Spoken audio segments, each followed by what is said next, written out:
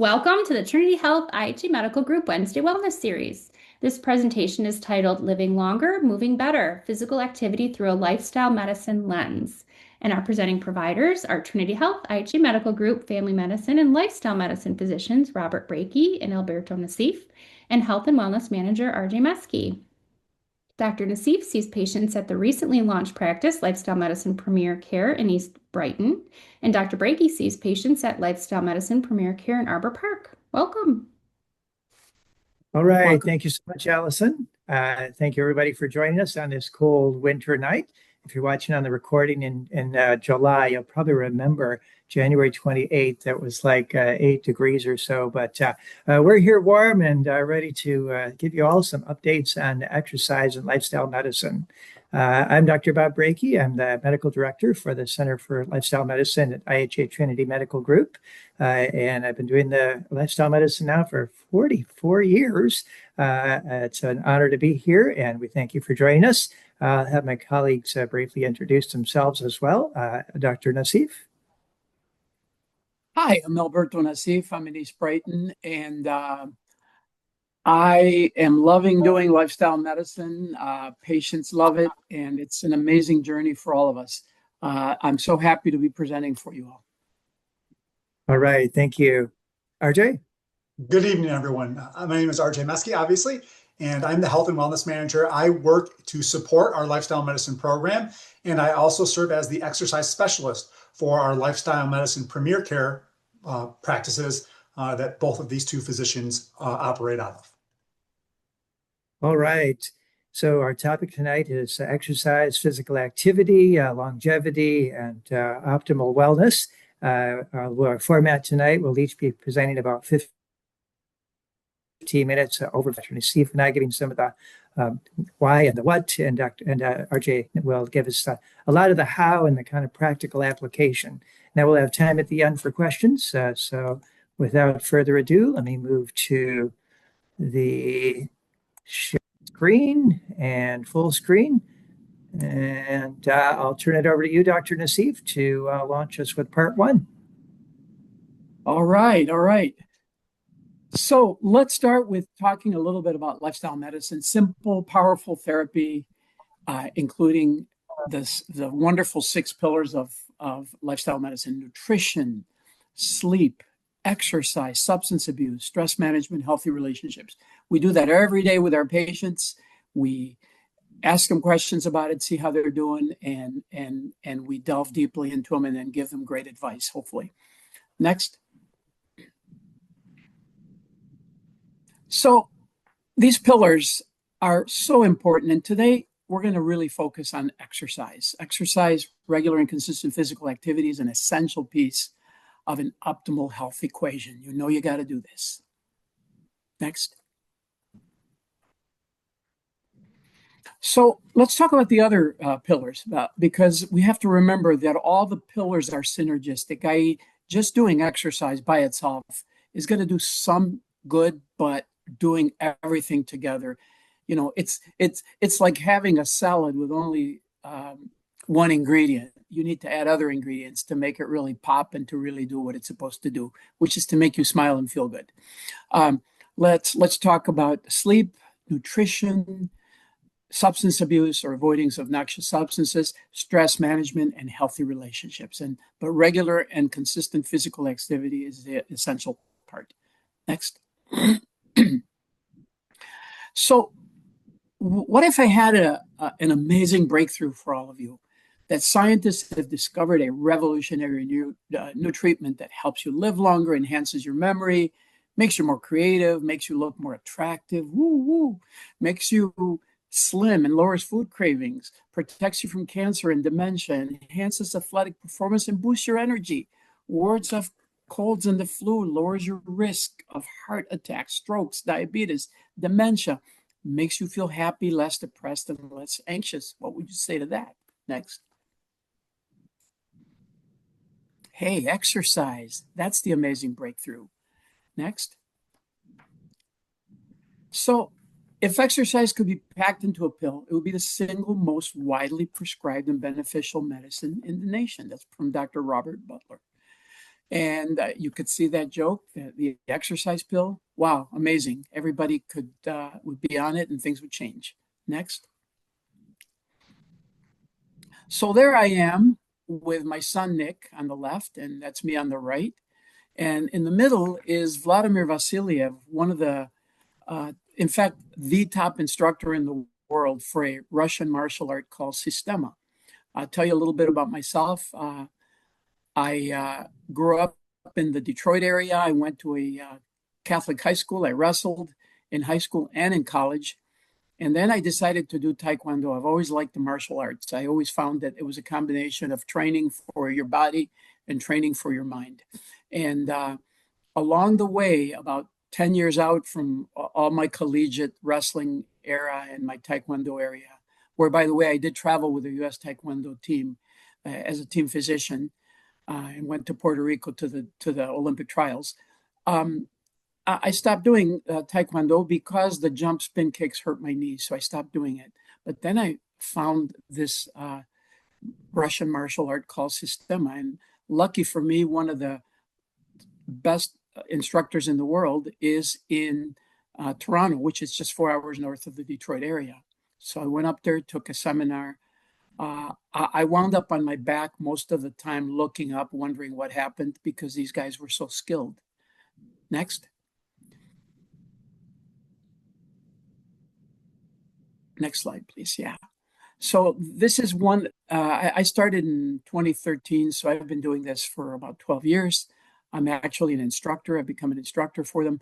And this was a very interesting seminar done, and how to use improvised weapons, basically with using your clothes, your shoes, your hats, your belts, your keys.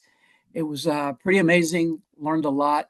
And you see me with that bright blue jacket sort of on the left of center. And that was my favorite jacket. It was shredded that day after what we did. So next time you do any of these things, wear a junky old jacket, not your favorite jacket. Next. Physical activity is an epidemic. This is a prevalence of self-reported physical inactivity among U.S. adults by state and territory. So there's only 3 states in the green, and you can see them there.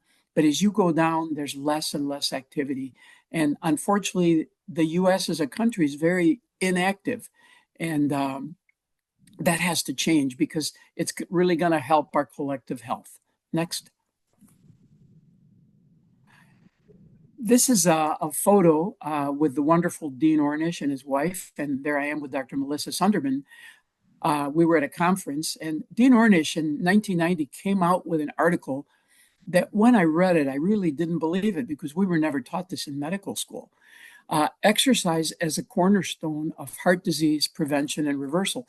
He tried to do a study to try and reduce cardiac symptoms in patients, and what he found inadvertently was that their heart disease actually got better. So the Ornish program, for example, is one of the programs that's used, and they focus on 4 elements: what you eat, how you respond to stress, how much love and support you have, and how much activity you have. But the heart disease program patients in this program noticed marked increase in their exercise tolerance and the 91% decrease in their frequency of angina attacks in just a few weeks versus a 186 increase attacks in the control group, the people that didn't do this program. Next. So attending to all 6 pillars really enhances the benefit of exercise. What's wrong with this picture? You can't have an athlete who smokes. You can't have an athlete that does illicit drugs, although some of them do, unfortunately. Next. Stress management, another pillar. Stress really derails a lot of the hard work that you do with working on the other pillars, including diet, exercise, sleep, and good stress and bad stress. Good stress is important. We need it. We need it to grow. We need it to change. The positives are motivation, goal accomplishment, finding your challenge, charting your progress, and performance enhancement, and it all can energize you. And the downsides are muscle and joint aches, neck and back pain, palpitations, chest pain, asthma, eczema, indigestion, GERD, menstrual irregularities, insomnia, weight gain, depression, anxiety, and definitely eating disorders. Next. So stress management and social connectedness planning. Volunteer, help others, helps your health, increases happiness, and allows you to meet new people. Start a gratitude journal. Connect with a community resource center. Find online or community groups of those who share the same interests. Join a religious or spiritual group. Help at an animal shelter or adopt a pet. I have two little barking dogs in the other room right now, but they make me smile. I love them. Go to a local sports event, music performance, lecture, or art display. Help organize community events, attend community celebrations, take a course in your local library, or even teach a course in your local library, and find and help ways to increase social connections at work. Next.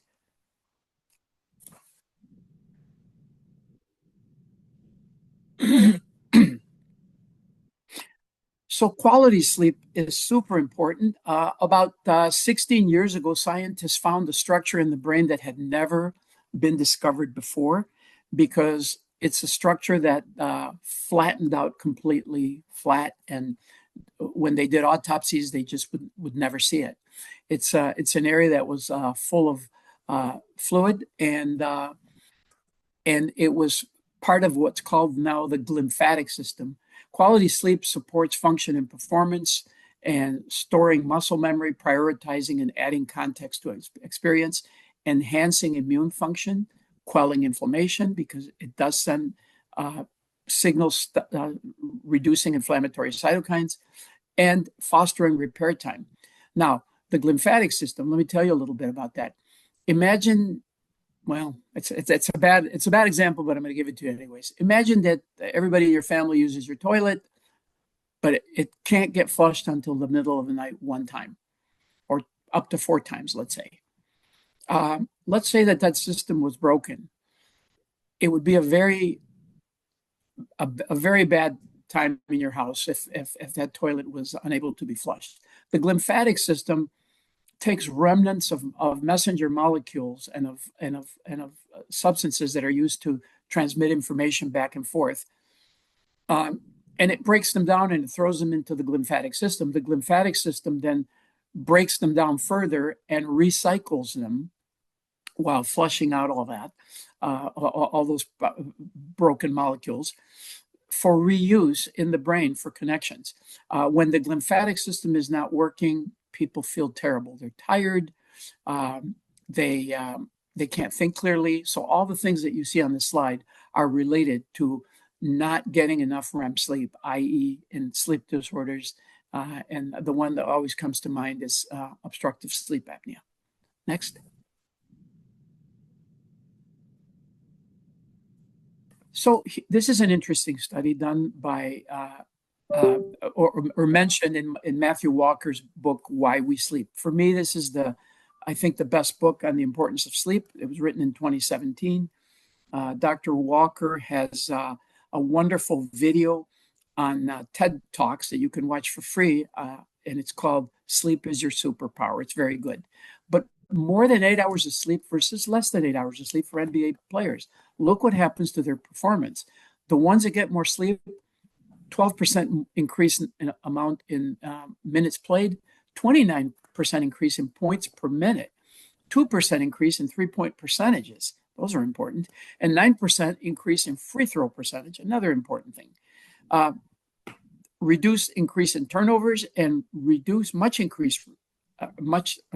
decreased fouls committed. So next. So sleep loss and sports injury is part of that mention in that wonderful book. Chance of injury was much higher when you had 6 hours sleep or less. And as you got more average sleep, your risk of an injury was also much less. Next. What does being athletic mean to you, Dr. Brakey? What do you think of that? Let's talk about that. All right. Yes. Thank you, Dr. Nassif. All those pillars are critical. And to me, being active, being athletic means being able to do what I love to do. This is me in Cabo, and I'm going there again next week on a system called the Flyboard that shoots 1,000 gallons per minute from the jet ski down below your feet. it takes a lot of balance. I was 65 years old when I was doing this, and I love this kind of adventure. Now, for some people, it's just going for a walk with the grandkids or riding their bike in the park. That's okay too. But for me, being active means being able to rollerblade on Miami Beach or being able to ski in Ready. All right. This is me also in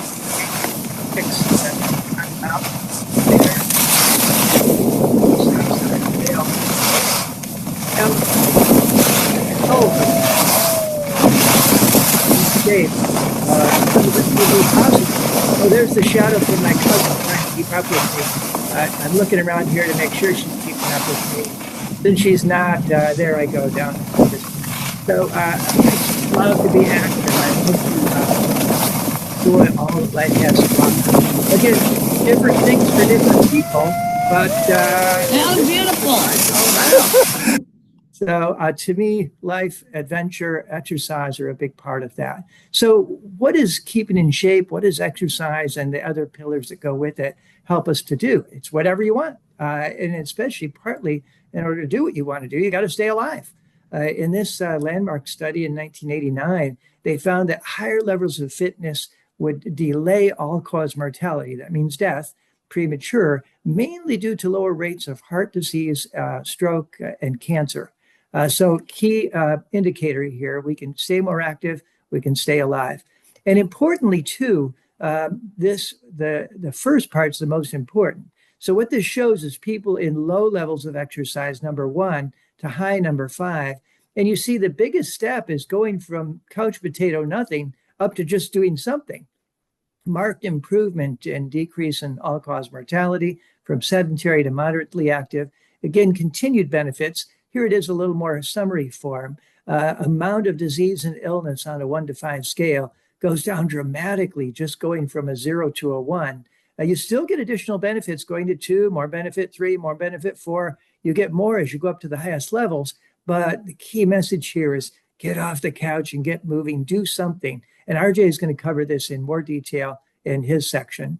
But I want to talk a little more about setting the stage for that by saying, what do we need to be? How do our bodies, our minds, ourselves need to be balanced in order to get the ability to do what we want to do with exercise and activity? And that really is mostly dependent on blood vessel health. If your blood vessels are not healthy because they have high levels of inflammation or they're clogged from atherosclerotic plaque, they're not going to serve your muscles, your brain, your kidneys, all the essential organs necessary and lungs to help you to be able to exercise. In this study, in the Korean War study, really was a landmark study reported in the Journal American Medical Association. The soldiers coming out of the Korean War who died in battle, average age 22, 77% of them already had visible coronary artery disease on autopsy. 1 out of 20 of them was an over 90% blockage in some of these narrowed arteries. Now, they didn't already have heart attacks because they're young, their bodies would develop what's called collateral circulation. But the point is they had heart disease. It's even worse than that. A 1981 showed that 100% of American kids had early coronary artery disease by age 10. Our American diet, lack of activity, stress levels are so toxic that people are clogging their arteries from childhood onward. So what do we do about this? How do we keep our brain, our heart, our lung arteries from clogging like the ones there on the right that occur in people with Alzheimer's? Well, Dr. Nassif talked about Dr. Ornish's study. Later in 2014, in the Journal of Family Practice, Dr. Esselstyn from Cleveland Clinic reported on a similar outcome from his study, showing that, wow, coronary artery disease, and this is the widowmaker artery on the heart of a 43-year-old surgeon, all raggedy here in 1996. And on his program of lifestyle improvement, wide open, reversed just 3 years later.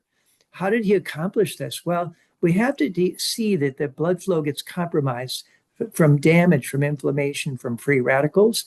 That also inhibits the production of a substance called nitric oxide, which is the body's open sesame molecule. So it's open up these blood vessels in response to exercise or when needed to allow the flow to supply those muscles and allow us to be able to do what we need to do. With inflammation, with blood vessel and damage, that can't happen and you get in trouble. So what ways can we nourish ourselves to best encourage this environment? One is to recognize that whole plant foods, that is fruits, vegetables, whole grains, beans, nuts, and seeds, are very rich in antioxidants. These put out those free radicals and quell the inflammation. They're also rich in tens of thousands of phytonutrients. You may have heard of bioflavonoids in citrus or lycopene in tomatoes, isoflavones. And these are all nutrients that are essential for top health, and the plant foods are the only place where they occur. The microbiome is mostly in your gut, but all over your body. And the fiber in the foods from whole plant foods supports healthy microbiome, allowing them to form short chain fatty acids, which again enhance blood vessel health and exercise ability. They're also alkalinizing, putting less strain on the kidneys, allowing it to better filter out toxins. And they enhance what are called stem cells, which allow the repair of damaged blood vessels from early age. In contrast, the animal foods that most people focus their diets around, and that includes eggs, dairy, meat, and fish, and contain large amounts of substances that are actually pro-inflammatory. Let me walk through these quickly because, again, if you want to be top athletic, you want to not have inflammation in your system. First is bacterial endotoxins. An average quarter pounder has 100 million bacteria on it. These come from the slaughterhouse, from the intestine, from the animals, unavoidable in the processing. And most of these die in cooking, but not before they form these endotoxins that survive cooking and digestion. They get absorbed with the help from the saturated fats in the food, and they accelerate this atherosclerosis, this hardening, this inflammation in the arteries, and insulin resistance leading to diabetes. A second is arachidonic acid. This is a substance our own bodies use to produce inflammation when we need it. If you step on a nail or get a scrape, your body brings out the troops, brings out white blood flows, and increases blood flow. And this arachidonic acid is that message to inflame, to create that start of the healing process and bring out the troops for preventing infection. Plants don't have any arachidonic acid, but other animals do. And especially if you're a chicken in modern factory farms, large amounts of that goes into the meat and the eggs from these birds, even to the meat from other meats too. And so every bite of chicken or eggs or even these meats, you're eating a message of inflammation that goes throughout the body. The next is heme iron. We used to think this was the preferable form of iron because it's virtually 100% absorbed, but it's actually a pro-oxidant. It forms free radicals, increasing the risk of atherosclerosis, diabetes, and inflammation throughout the body. The next is the stem cells. These are those cells that can regenerate, heal, repair damaged tissue, and especially important in the blood vessels. Ways to help encourage this repair mechanism are not smoke, aerobic exercise, minimize saturated fat, which is a pro-inflammatory and inhibits the action of these cells, and especially helpful foods are berries, onions, and green tea. Next is the carnitine in meat and the choline in eggs that metabolizes to what's called trimethylamine oxide. Don't worry, this won't all be on the quiz, but the basic message here in this article from the New England Journal is in the front door over here goes meat, dairy, and eggs. These acted on by the gut and the flora of people who eat these foods to form these toxic substances called trimethylamine oxide, leading to this atherosclerosis and vessel injury, compromising your ability to maximize your exercise potential. Next is advanced glycation end products. This is when foods high in fat and protein are cooked at high temperatures, usually above 212 degrees, like with roasting, frying, baking, or grilling. And these sugars cross-link to the proteins, creating very pro-inflammatory amounts, more at higher temperatures, and creating premature aging, especially the very active muscle cells. It's not hard to get much of this advanced glycation end products in the common foods. You can see roasted chicken, bacon, chicken, hot dog are the top leading ones here. It's between 4 and 16,000 units. In comparison, down at the very bottom there, that Boca burger only has 20 units. A baked apple only has 45 units. So plant foods have minimal amounts of these pro-inflammatory AGE products, and animal foods create a lot of inflammation when they're cooked and then eaten. And then finally, environmental contaminants. I think we're all familiar with mercury and heavy metals now, so prevalent in the oceans, especially in seafood. Pesticide residues, PVBs, PCBs, DDT residues, and microplastics. An article last year showed that when they took out the atherosclerotic plaque from the carotid arteries of people who were having them cleaned out, and they looked at the amount of microplastics, those who had the most microplastics had a four-fold increase over the following 3 years of developing heart attack, stroke, or death. So we're realizing that these seafoods like fish and especially the shellfish are no better than red meats for your heart health or your ability to maintain your ability to exercise. And then finally, antibiotic and hormone residues. 80% of antibiotics are used on factory farms to help the animals grow a little faster, and those go into our bodies, creating the antibiotic resistance. Hormone residues throw off our own hormone balance and increased risk of breast and prostate cancer. So best to minimize your intake of these foods high in the food chain that are high in these environmental contaminants. Well, how does all this factor into our American fitness levels? Well, you can actually measure it in this study of after a meal from an Egg McMuffin meal. They looked and they saw what happened to inflammation markers. This is called IL-6 or interleukin 6, and it's a marker for immediate marker for inflammation. Pre this meal, you see a marked increase in the average amount of IL-6 in the meal. And importantly, they measured how well blood vessels could open up and serve the muscles after this too. And you can see up to 3 and 4 hours afterwards, you had significant decrease in blood flow as a result of these of this inhibition and the pro-inflammatory components from these meats and dairy and eggs. They compared it with a highly sugary meal of cornflakes, orange juice, and low-fat meal. That was the control group here, who noticed very little difference in their blood flow. But the high-fat meal definitely compromised blood flow. And again, that's what you need in order to serve those working muscles, brains, kidneys, when you're trying to exercise. And let's talk a minute about protein. It's all in the news now, kind of almost like you need more and more and you never have too much. Well, actually, the opposite is true. Protein is, of course, important, but experts out of Harvard are warning people we're actually eating 1.5 to 2 times more than we need, and this is not healthy. The recommended daily amount of protein is 0.8 grams per kilogram. That's for lean body weights. You got to take not what you might weigh, but what you should weigh. And that works out to about 45 grams for most women or 55 grams for men. You hear these absurd claims now from many that saying that, wow, you need 100, 200, you need all this protein. And there's no storage place for excess amino acids. So if someone eats more than what they need, about 50 grams a day, those are burned as calories. And although they make great building blocks, because of the nitrogen that forms urea, the sulfur in amino acids that forms sulfuric acid, these are compromising your ability to optimize your athletic performance. So all these plant foods are great sources of protein. All you need is 10 to 12% of your calories from protein, and you easily obtain that from a variety of whole plant foods. Importantly, too, you don't just go to the store and buy and eat protein. You eat food, and along with those foods come different amount of other nutrients, fats, fiber, sodium. It's the package that makes the difference.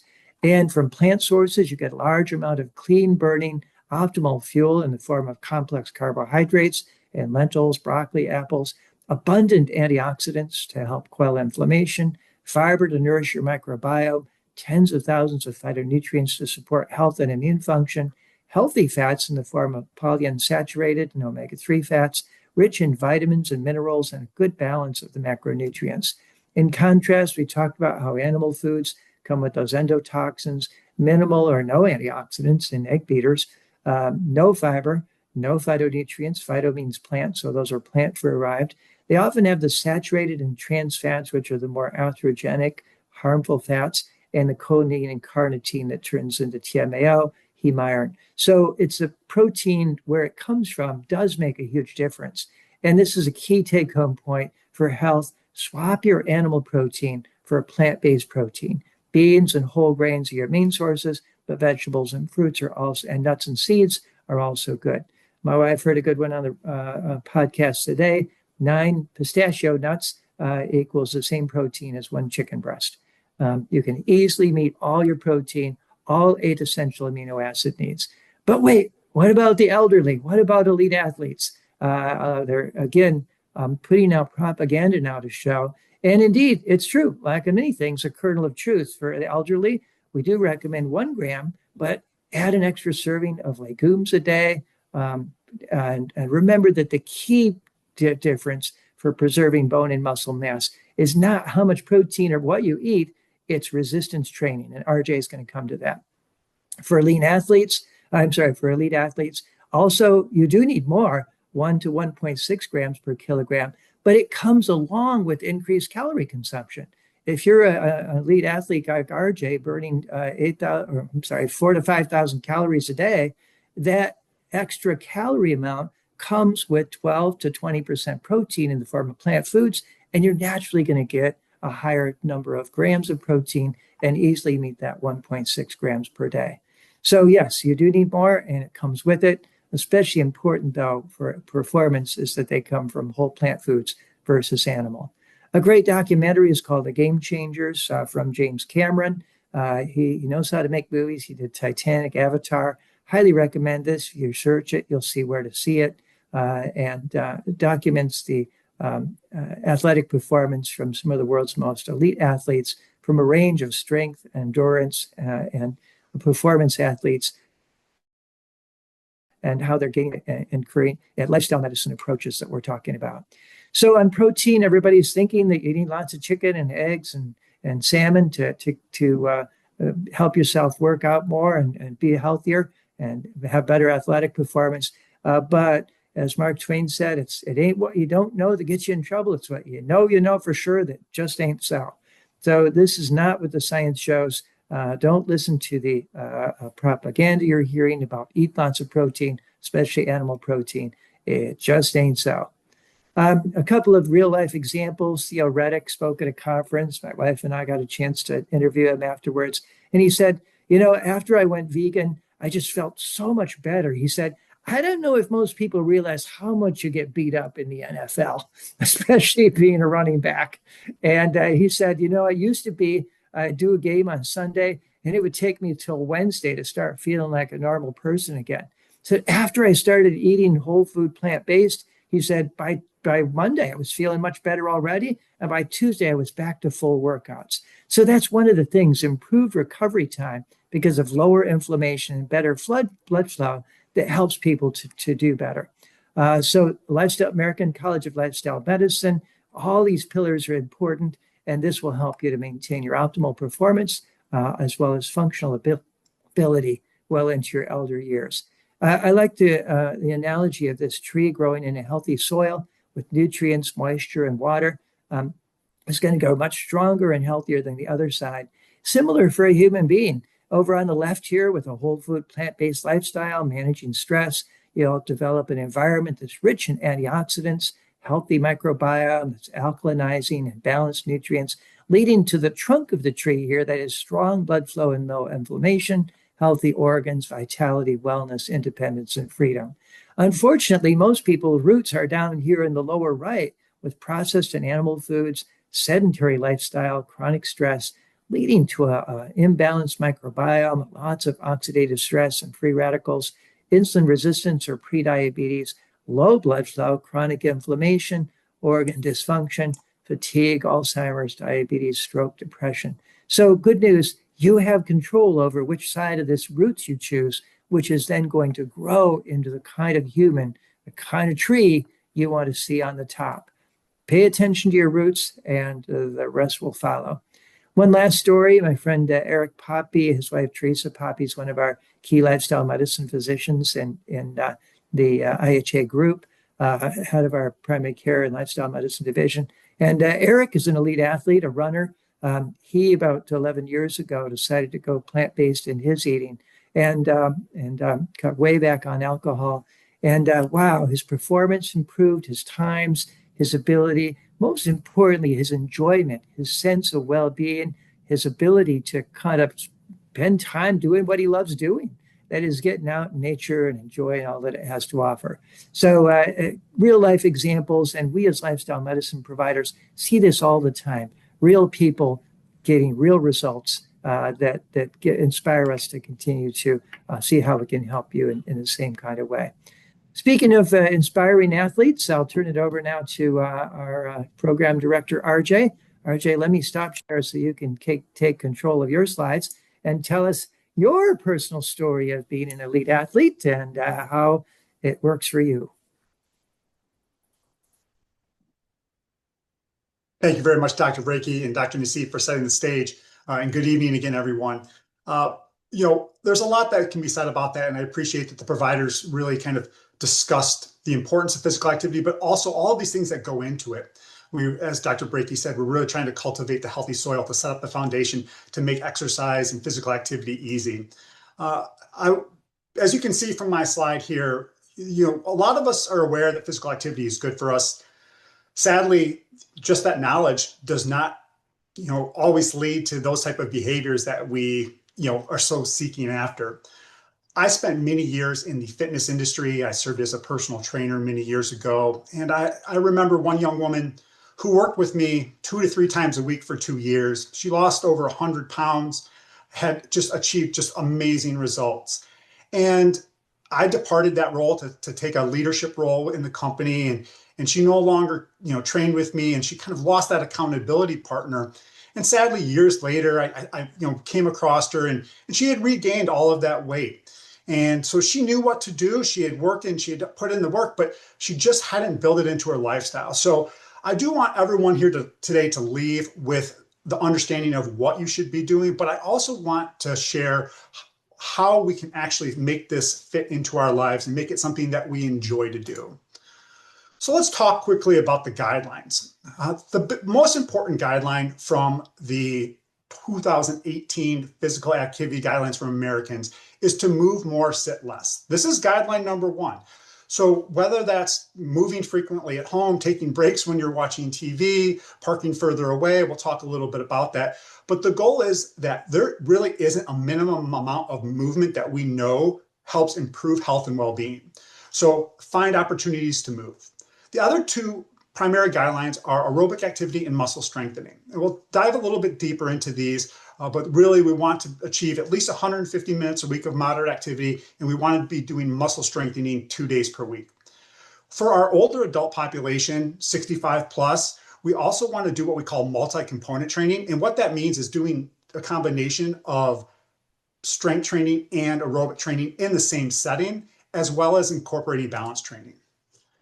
This is an area that I always like to really kind of drill home with people to help you kind of understand that the guidelines are about physical activity. Exercise is a subset of physical activity. Physical activity is, cleaning, it's cooking, it's getting out in the world and doing the things that we sometimes need to do and some of the things that we enjoy doing. Exercise is planned, it's purposeful, it's structured, and it's progressive. And it's designed to improve a particular component of fitness. So here's a list of the primary components of fitness.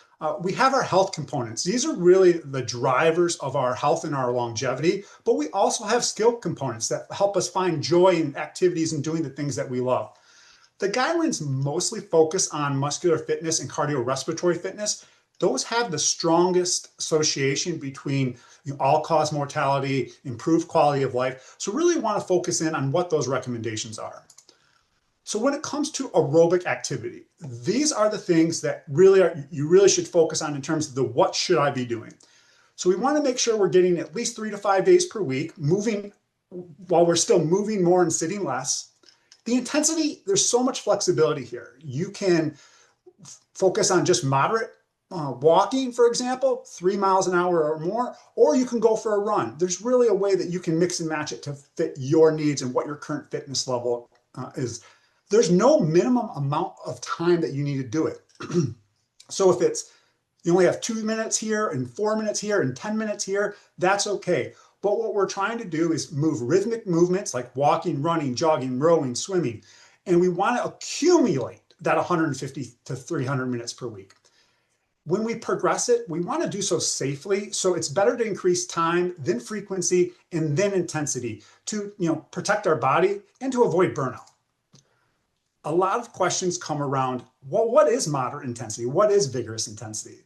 Well, vigorous intensity, excuse me, it's great because it counts basically twice as much as moderate intensity. But oftentimes it's unsustainable, it's not enjoyable for a lot of people, and it might not be appropriate for your current health situation. So moderate activity, there's three ways to really measure this. We can do it through a talk test, we can do it through what we call the rating of perceived exertion, an RPE, or we can look at heart rate if we really want to quantify it. The best way, and a very reliable way based on the current evidence, is if you can talk but you can't sing, you're doing moderate activity. What that equates to is about a 5 to 6 on a scale of 1 to 10. If you're able to talk, but only in brief, short sentences, but you can't get out maybe 1 or 2 full sentences, you're probably doing vigorous intensity activity. The heart rate ranges you can see there. If you have a heart rate monitor, using those numbers are great, but the other two, talk test and RPE scales, are absolutely fine to use. I did want to provide a couple of examples to help create a visual for you to see what this might look like. So if you're a beginner, if you're not currently engaging in regular physical activity, and you kind of look at what you're doing, you can achieve that 150 minutes per week through just pure lifestyle changes. So you can park further away, a couple times a day and accumulate 10 minutes of walking that way. If you take the stairs are considered vigorous intensity activity. And so stairs count 2 for 1. So if you can accumulate 5 minutes of stair walking over the course of an entire day, that counts as about 10 minutes of moderate activity. If we take a 10-minute lunch break, that can give us about 150 minutes if we did that 5 days per week. On the flip side of that, someone with a higher fitness level can achieve the same amount in roughly only 90 minutes of work by doing 3 30-minute sessions where they work at what we call a 2 to 1 work to rest ratio, where for 2 minutes you're going at that vigorous intensity level, and then 1 minute you're going at a light intensity activity, and then you repeat that for the duration. So plenty of ways to kind of achieve these recommended amounts. So when we talk about muscle strengthening, this is the one we know people do less of than aerobic training. More people in the United States, especially and throughout the world, achieve that aerobic activity guideline, but fewer achieve the muscle strengthening. And that's part of our issue with losing muscle mass as we age, decreases in bone density. So it's really important to not only stay active, but to also incorporate some form of muscle strengthening. As I said before, it's 2 days as our recommendation from the Health and Human Services guidelines. What that translates in terms of intensity, we're looking at what we call 60 to 80% of 1 repetition max. And I don't expect many people on this visit tonight, or this call, to figure that out. But what we're looking at is 8 to 15 repetitions until you achieve muscular fatigue. Now, fatigue doesn't mean failure. Fatigue means you can do 1, 2, maybe 3 more repetitions with good form. So at the point where you're getting quite tired and you really are ready to be done. If you can do more than about 15, you're doing maybe a little bit too light of a weight to achieve the kind of stimulus that we want to preserve or grow muscle mass and to help with bone density. Time, you can start as few as 1 set of an exercise. So 1 set is, say, if I did 10 repetitions of a shoulder press, that would be 1 set. You can start as low as 1 set and grow to 3. Any type of exercise works. So body weights, machines, bands, it doesn't really matter. Your body, your muscles don't know the difference. If it's challenging to them, they don't know if it's coming from a machine. They don't know if it's coming from a free weight. All they know is it's more than what they're currently capable of doing. And if you continue to do it, that will then build your capabilities in the future. And the same thing before, we want to increase time, then frequency, then intensity. So this is usually the slide there, or the conversation where everyone asks, well, what are the right exercises? Which exercises should I do? If we stop thinking so much about the particular exercises, and after training people for nearly 20 years, I can tell you it doesn't matter nearly as much as being consistent. The body moves in certain ways. And if we move and we train our body through particular movement patterns, we're going to cover all the muscles. So squatting, hinging, pushing, pulling, core work, and single-legged activity. If you just pick one of these, one exercise from each of these categories and do 1 to 3 sets 2 times a week, you have a good strength training program already. So what might that look like in real world? Well, a beginner might start with the same workout done twice a week, doing a little bit lighter, so say 10 to 15 reps, and picking one exercise from each one of those categories. Someone with more experience may want to create some more diversity. Maybe they're trying to develop some different aspects. So they might choose 2 different exercises from each category and split that up, and then do more sets with a little heavier weight for each exercise. So that's the what, right? So that's what the exercise science tells us. We need to move more. We need to sit less. We need to focus on cardiorespiratory fitness, getting that 150 to 300 minutes per week, and we need to do our resistance training. But I think many people might be familiar with a lot of that. And we know that just knowing that information doesn't always translate. And as I mentioned in my, when I started this conversation with all of you this evening, I've seen people who know what to do, but without the right system, without the right structure, both their environment, both of how they approach exercise, people often quit. For example, right, we know most people stop an exercise program after 6 months. And why does that happen? And why do these traditional approaches fall short? Well, for the most part, we set overly ambitious goals. We kind of, if I can't do the workout that I had planned, I'm just going to skip a day. Maybe I'll start next week. And exercise feels like something you need to check off. It's an obligation of sorts. So what we know from the behavioral research and from studying people who have stuck with exercise for many, many years, it's when they have attached things that they truly value, their sense of self, to being physically active and what that gives them. They find ways that they make it that's enjoyable and they have fun doing it. It helps them build the confidence in other aspects of their life. And they don't hold themselves to some standard that, some arbitrary target, right? So they give themselves the ability to adjust when things aren't going well in their workout plans. So if we focus really on what we know about exercise and attaching it to our identity. See, these guidelines are very important, but if we ask a different question, instead of saying, who am I becoming, and not just what I'm trying to achieve, it sets things up for a stronger foundation for sticking with an exercise program. So instead of saying, I want to exercise 150 minutes per week, we shift to someone who becomes, I'm going to move my body daily. And you can reframe these physical activity guidelines through this lens. And so aerobic activity becomes, I'm someone who prioritizes my cardiovascular health. And strength training becomes someone who stays strong and capable. So that might be being independent, being able to carry your groceries, to put the luggage in the overhead compartment. We were trying to attach the things that we enjoy, that identity, to what physical activity can give us. And a lot of that time, it comes down to our personal values. Not everyone is motivated by some longevity score, some lab value, and that's great. Some people care about playing with their grandkids. Others care about relieving stress.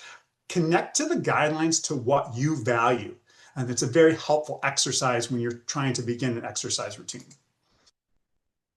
The next thing we need to do is we need to make this easy. If we go from 0 to if we're not doing any regular physical activity and we go from 0 to trying to hit that 150 minutes per week, that can be overwhelming. It really increase your rate of not achieving that. And you set up this all or nothing thinking. So instead, what if we started small and build consistency first, build the confidence first? So we can do that by setting very small and specific targets for us to build that. So for example, doing some push-ups and squats after your coffee in the morning or going for a walk. Instead of staring down at the mountain and trying to climb straight up it, what if we took a step approach to gradually building the success and the confidence that we need? A way to do that, there's so many different ways to do that. And here are 3 well-evidenced strategies for how to make physical activity fit into your life and enjoy doing it. Temptation bundling, my wife, I joke about this. My wife, there's a few shows that we just cannot watch together. And so that's her time to watch some of those shows when she's on her exercise bike. So she's temptation bundling. She's picking a show that we won't watch together and she's putting it on her iPad while she's exercising. You can do the same thing with an audiobook or, a phone call to a friend while taking a walk. Making it social. This is one of the most well-studied components of what helps people stick with exercise.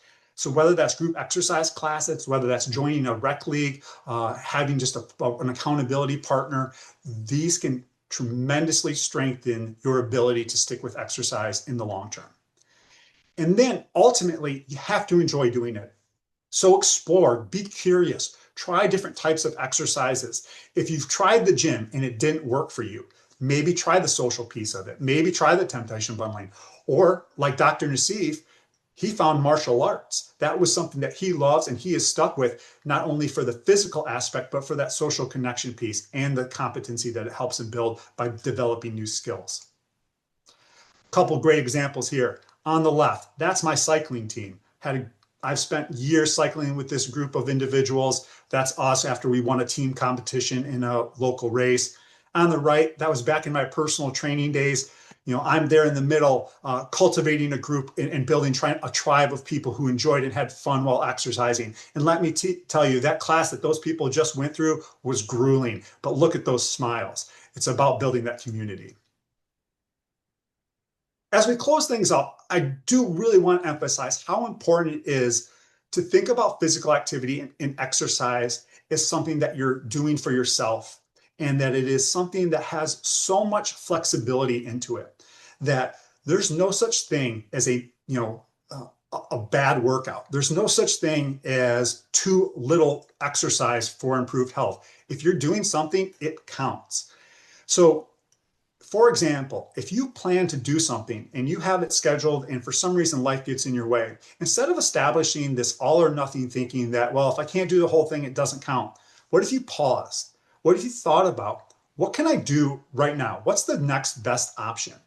Can I sacrifice something else in my day to fit in that full plan? Can I cut that plan in half? Can I do something that's abbreviated? Or can I just do something that gets me moving? Thinking about that and coming up with a plan ahead of time, right? So if you get off this meeting tonight and you're inspired to do some more physical activity, think about what your flexibility plan is and giving yourself that permission. So we've had 7 key points. We know what these components of muscular strength, cardiorespiratory fitness, we know what the numbers are. We know that these are important things and the evidence behind it improves our longevity, it improves our health. But if we don't connect them to our values, they'll feel like an obligation, right? If we don't start small, we're more likely to struggle to stick with it. Enjoyment is the key, and we need to be flexible. Perfectionism kills consistency. Give yourself permission to be human. Partial workouts count, and missed days don't erase previous days. Ultimately, it all boils down to this. The best exercise program is both evidence-based and one you will actually do. Find something you enjoy, give it a shot. If you don't enjoy it, try something else. Ultimately, your health, your longevity, and your quality of life will thank you for it. With that, I will end my slideshow and say thank you so much this evening for attending, everyone. Hopefully you found that information both useful, helpful, and inspiring. Okay, thank all 3 of you for very inspiring presentations. So we do have a lot of questions already. Dr. Nassif has been busy answering those along the way, but we will start kind of at the top here. Let's see. What is the difference between regular amino acids and branched chain amino acids? I can take that. There are 20 different amino acids. These are the building blocks of all protein. 3 of them have a branch, just the molecular structure, and these are leucine, isoleucine, and valine. And these are essential amino acids, not all, but you have to have them in your diet. But the main concern about these is that too much of them is like too much of a good thing and can actually increase risk for inflammation in the system. Premature aging, brain disease, kidney stones are some of the consequences of having too much branched chain amino acids. Now, paradoxically, some are promoting these and actually putting out supplements that just contain branched chain amino acids for athletes. And these are counterproductive. You should never take that. Additionally, many of the animal foods are much higher in the branched chain amino acids, and that's another reason to switch to plant foods. They have appropriate amounts without having too much. Another amino acid that's commonly in excess in animal foods is methionine. This one, again, it's an essential amino acid. You got to have a certain amount, but too much is a pro-oxidant and increased risk of insulin resistance, diabetes, and certain cancers. So the bottom line is, yes, the amino acid balance does matter. The plant foods have an appropriate balance with all 8 of the essential amino acids in the right amounts. The animal foods tend to be too high in branched chain amino acids and methionine with potential long-term counter effects or harmful effects on that regard. So yeah, good question. Okay. RJ, I think this is a great question. Does muscle strengthening count as moving? RJ? Yeah, that's a great question, and there is a clear distinction in the guidelines. The 150 minutes per week of moderate physical activity, right? We're talking about cardiovascular health as the primary focus on that one, and all of the different associated benefits that come with that. So we have to check off that 150 minutes per week of aerobic activity, and then it's muscle strengthening in addition to. So we want to make sure that we're doing that muscle strengthening work in addition to. Now, however, with that caveat, if you're doing something like circuit training where your heart rate is staying elevated for a sustained period of time, then yes, that does count towards that 150 minutes per week. But that if you're taking 60-second rests between sets, so that your heart rate's coming down, the aerobic demand is less. It's not providing that same type of cardiovascular demand on the system. So the blood vessels, the heart, the lungs, all of those beneficial things that we have when we're exercising, it's not the same. So it's yes and no, unfortunately. So that question, that it's always answered with it depends. But mostly, unless you're doing circuit training, you still want to focus on getting that 150 plus minutes per week of aerobic activity, walking, hiking, cycling, swimming, all sorts of dancing, right? All great activity options. Okay, perfect. Can distance running lead to iron deficiency anemia and possibly show up as diastolic dysfunction on an echocardiogram? So long distance runners do have a slightly increased risk of iron deficiency anemia, but mostly it's a matter of making sure you're getting enough in your diet. And the healthy sources of iron are beans, greens, and whole grains. These are cornerstones of food and healthy whole food plant-based eating. They come from the soil. The plants use them for their own purposes. So it's not hard to get the appropriate amount of iron. In addition, taking iron along with some vitamin C keeps it in the reduced form and more absorbable form. And having a salad, vegetables, fruits are good sources of vitamin C, or some citrus for dessert can help in that process too. But it's not a huge difference there. And again, there is a slight increased risk just being a long distance runner, but it's not a huge difference there. With respect to diastolic dysfunction, what that means is that the heart has a hard time relaxing for the filling phase.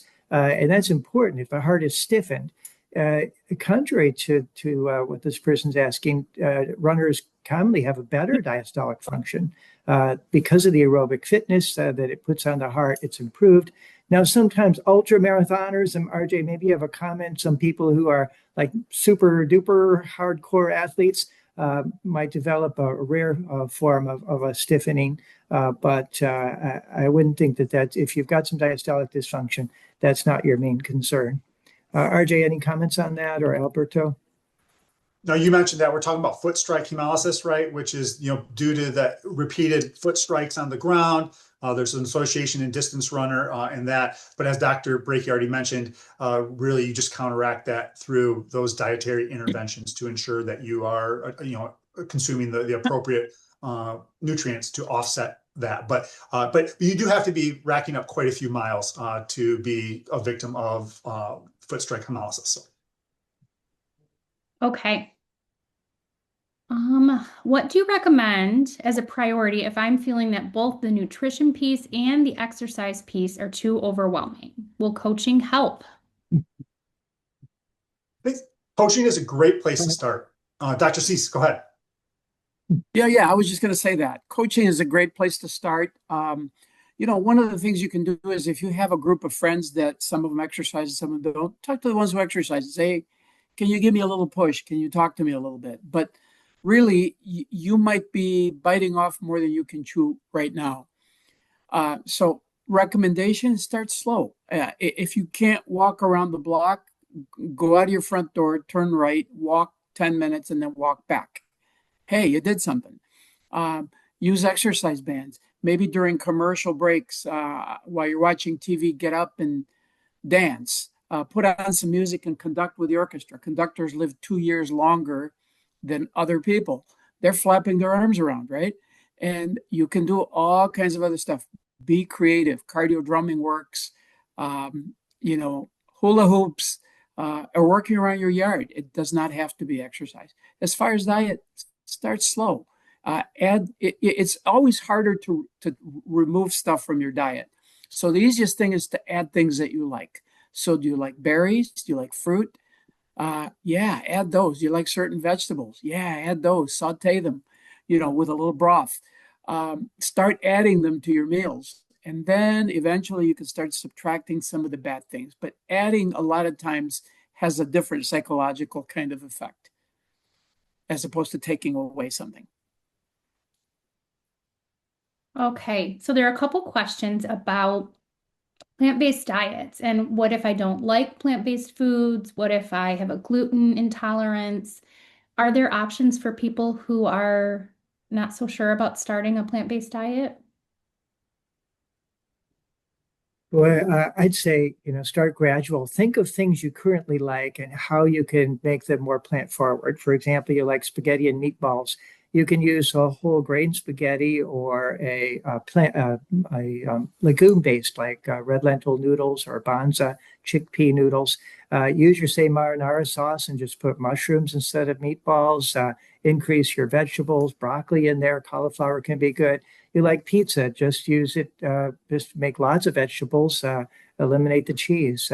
Think of ethnic foods like Thai food and some of the stir fries, replace the chicken with tofu or tempeh. So start with things you do like and just sort of modify that part of them that may not be as healthy. But don't think this has to be all at once. I think as we've alluded to, going gradual works better for most people. Allows your microbiome to adjust, allows your taste buds to adjust. And if you don't like something now, I mean, I know a lot of things I didn't used to like as a kid that now are some of my favorites. As you get used to things, familiarity breeds content. We learned back in psychology. And as you get used to things, you learn to love them. With respect to gluten, about 1% of people have celiac disease, which is a genetic gluten intolerance. Another 1% have a intolerance that they just don't feel well with it. And the other 98% gluten is a healthy plant-based protein. It occurs in rye, barley, and wheat. And these days, more than ever, it's easy to get gluten-free alternatives from corn, oats, rice, and other breads and other cereals. So if you truly are one of those 2% that's gluten intolerant, you do need to avoid the gluten. But there are many alternatives there. And remember, things like quinoa, oats, corn are not gluten, are still good whole grains that you can use freely. I see what you're saying too. At first, we think of our common plate, and it seems limiting. If I eliminate the cheese and the cheese sauce and the chicken, I'm just left with a piece of vegetable. What am I going to do? And we encourage you to look up websites like Forks Over Knives. Great set of recipes that'll take you through various ethnic versions of large amounts of healthy plant-based foods. There's a great cookbook we recommend called Plant You by Carly Bodrick. If I've got that back here. Anyway, online now you can go to ChatGPT too and say, hey, plan me a whole food plant-based menu for a week. I like Mexican food. I'm allergic to gluten. I quite appreciate garlic, and it'll type it out for you. It'll give you a whole menu plan. So we've started to see that huge numbers of resources to help people for whom the unfamiliar or the not so tasty to me crowd ends up becoming some of our greatest supporters, or I should say, supporters of their own health by realizing that, wow, I love these things now. My own daughter as a kid just didn't like vegetables, and now I can get her over here she's 36 now. I can get her over here by saying, we're having grilled vegetables. And we go out on the grill and we put out the mushrooms and the pineapple and the broccoli and the corn, and we just have a whole plate of grilled vegetables. And she loves it now. So experiment, Simon, I know, Dr. Nassif or RJ, you've done this transition too. Any clues for this person? Yeah. You know, I love to cook, so experimenting with different foods is a great thing. We actually have a teaching kitchen. We've had 3 sessions, and they all went very, very well. People were shocked and surprised at how tasty what I made for them. I'm not a chef, right? But that being said, the food was delicious. It was healthy. And we discussed the reason for mixing those ingredients or for preparing things a certain way. So we plan on continuing those. And, you know, hopefully one of these days, maybe we do a talk from the teaching kitchen. What do you guys think about that? Hey, RJ, in your world with working with a lot of athletes, there's this sort of idea that, you know, meat is protein. It's going to help me perform better. How am I supposed to do that? And you must run with a lot of people with the same question. How do you coach them for that sort of transition phase of making a difference for what's healthier for them? Yeah, I think there's a lot of different ways of doing that. I think ultimately performance and the ability to maintain what you're able to do in the muscle that you've built, and being able to show that. I think there's a lot of people out there who we know, and to be able to show them examples of people who have maintained that is helpful information. We know some of the best athletes in the world who have followed a primarily plant predominant diet, still able to perform at the top level, right? The 1% of the 1%. So I think that, that's it. And then, just building in slowly. I think, right, start with replacements, right? Shifting from for people that works very well, replace one meal at a time and gradually build from there, and notice the lack of downward spiral, right? That you're not actually losing your fitness at all. You're still able to perform, and also being able to notice how you feel. And so by making those micro adjustments over time, the proof becomes something that you can notice. Allison, while we're on this transition, I noticed a person asked a question about potential micronutrient or other deficiencies on a plant-based diet. And I want to make sure I get that in before the end of recording or most people leave, because there is one essential nutrient that doesn't come in plant foods, and that's vitamin B12. We'd be remiss without mentioning that all people, actually everybody over age 50, it's harder to absorb it, should take a B12 supplement of 100 micrograms a day, regardless of how you eat. But if you're eating, transitioning more towards whole food plant-based, especially important, I recommend 500 micrograms a day after 50 and 1,000 micrograms a day for those for over 65.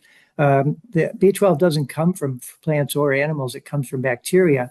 And the reason we don't get it now is because our ancestors used to just eat off the ground like other animals. Now we chlorinate our water and wash our food so we don't have that same exposure in B12. And it's a critical vitamin, so we need to take that.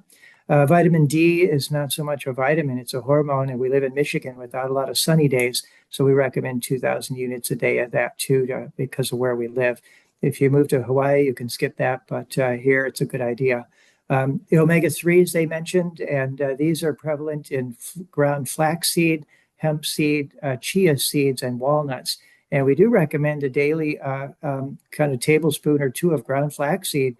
It's very healthy, helps control blood sugar and blood pressure, lowers cholesterol, provides the ALA omega-3 fatty acids. And some people just want to make sure they're getting the long chain omega-3s, and they take fish oil for that. But we never recommend fish oil because of the contaminants. It turns out the fish don't make the long chain omega-3s, that's the DHA and the EPA. They get it from the algae. So you can bypass the middle fish and just order a plant-based or algae-based source of DHA, EPA as an insurance if you want to. Most people get what they need from flax, walnut, chia, and other foods. But if you want the insurance, you can get a plant-based source of long-chain omega-3s. Aside from that, you don't really have to worry about it. As I mentioned, protein is prevalent in plant foods. Common misconception that it's hard to get enough protein on a plant-based diet. As you're meeting your calorie needs, you're doing well. And I remind people that the strongest animals in the world are plant-based. Elephants, draft horses, rhinoceri build those muscles and bones all entirely out of plants. So you can easily meet your protein needs. Calcium also comes from beans and greens, especially your green leafy vegetables. I'm trying to remember if there was another one they mentioned there, but the bottom line is you don't need to take a bunch of probiotics, calcium supplements, multivitamins, and other. Eat your plants; those will come, and those three are kind of the exception: is the omega-3s, the vitamin B12, and vitamin D. And on the flip side of that, Dr. Brakey, you don't have to necessarily count what you eat either from a salt perspective or some of those things that we count as like a bad ingredients, because if you're eating plant-based, you're not worrying about that as much. Well, good question, because if you're eating whole food plant-based, you don't have to worry about that. Whole foods like lentils, brown rice, broccoli, and apples are naturally low in sodium, but companies often take those plant foods and they process them. So, for example, a French fry is just a potato, but because it's deep fried and coated with salt, it's 57% of the calories from fat, and it's very high in sodium. So as soon as you start processing foods, and make sure to read the labels, make sure the sodium milligrams are less than or equal to the total calories in that serving size, and that will naturally get you down to appropriate sodium levels. So sodium is plant-based, but it can be added as a cheap ingredient. Same with sugar, oils, fats, processed foods, additives, and you do want to watch out for that processing. Dr. Nassif introduced me to a book called Ultra Processed People by Chris Van Tulleken. And you really do have to be careful these days that you don't just eat junk food vegan, because that really is no better for you than eating healthy. But you're exactly right. If you're eating whole food plant-based, if you're eating foods that come like without a label that are real food, you don't have to worry about cholesterol. The fiber will come, the sodium's low, you're not getting too much sugar. Even high-fat foods like avocado and nuts are healthy if they're eaten in the whole plant form. So whole plant foods, yes. Once you start processing them, be cautious. Okay, good point. Okay, so there are a few questions about, let's see, there's someone asking about osteoporosis and an exercise program for that. If you have knee or hip replacements, someone says that their ankles have been cracking the last few weeks. Are there any conditions or things that really will stop you from any sort of movement? RJ, do you want to start on that one? Good question. Yeah, all great questions. I believe one of the people asked about a specific osteoporosis program, and we currently do not have a specific program, but we do have many people who specialize in the areas, especially our dietitians. Our lifestyle medicine providers are very well versed in the exercise science aspect of this. But ultimately, as I mentioned, any weight-bearing activity is better than no weight-bearing activity. So if that's walking, if that's standing, if you are, for example, have a movement impairment where you're not able to walk currently, even doing things like shoulder presses, where if you're sitting in a wheelchair, for example, doing shoulder presses loads the axial skeleton. So it loads the shoulder girdle, it loads the spine, which is where we're concerned with, spinal osteoporosis. So any weight-bearing activity is beneficial. If you have the capacity to do, more intense activity, for example, as I talked about, doing 8 to 15 repetitions of exercises, that's great. But ultimately, it comes down to, whatever your limitation is, it's what can you comfortably do